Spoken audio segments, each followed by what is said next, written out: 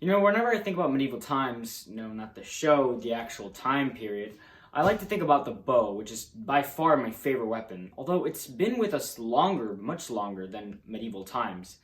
It's been so essential that the delicate and rather frustrating sport of archery is still practiced today. Let's discuss. Okay, so basically, archery is a sport consisting of shooting bows and arrows specifically at something. And it comes from the Latin word arcus, which means bow. It's been utilized since forever, if forever meant at least 10,000 BC, and as most of you probably already know, it wasn't really used in competing as much as it was used for hunting.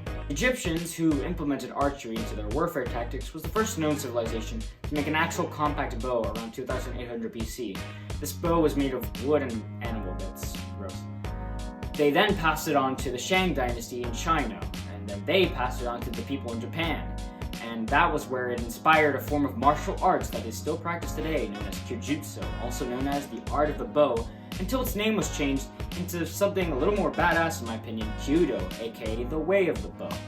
Archery also inspired some other well-known legends, with the most prominent ones being Robin Hood, who took from the rich and gave to the poor, using a bow as his weapon of choice.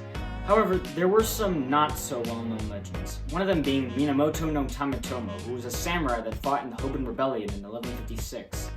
Now, this guy has been the source of many legends, but the most famous one was him using a bow and a single arrow to sink an entire ship into the sea.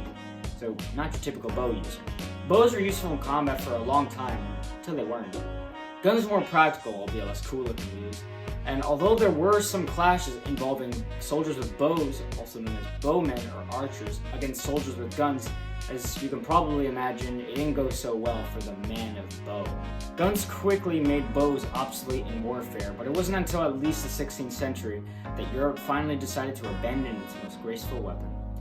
Luckily, it found its way into the hands of English enthusiasts who tried to bring back the popularity it once had. These people were so eager, in fact, that they even created a name for themselves, which we actually still use today. A toxophilite is used to describe someone who is either fond of or an expert at archery. These are the guys responsible for some of the world's oldest known competitions in archery, one of them being the ancient Scorden silver arrow, which was first held in 1673 and originated in Yorkshire, England. And before you ask, yes, it is still held today. They actually had a competition in 2019, it was crazy. And that's basically it. Archery is still practiced today by many known professionals or toxophilites and high schoolers around the globe. And although it is used mainly for sport nowadays, there are actually some people in Central Africa and South America who still use it for intertribal fighting and hunting. And if you found any of that interesting, consider turning that gray like button blue, and I'll see you in the near future.